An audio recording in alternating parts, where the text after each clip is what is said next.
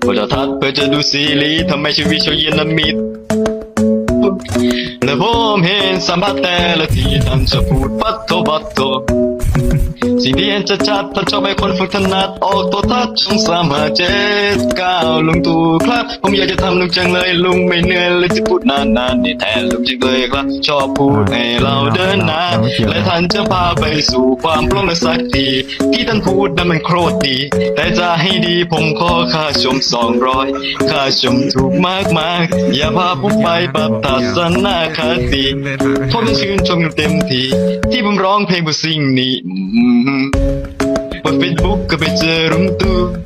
เปิดโทรทัศน์ก็ยังเจอลุงตู่เปิดวิทยุได้ยินเสียงลุงตู่เยอะทำยังไงดีวันไหนไม่ได้เห็นลุงตู่ก็ไม่รู้ว่าผมจะทำอะไรดีซีเจบอกว่าท่านน่ารักเลยแต่ชอบพูดเร็วชอบรู้นะครับเลยต้องเพลงนี้โอวาโอวาโอวาโอวาชอบรู้นะครับเลยต้องเพลงนี้โอวาโอวาโอวา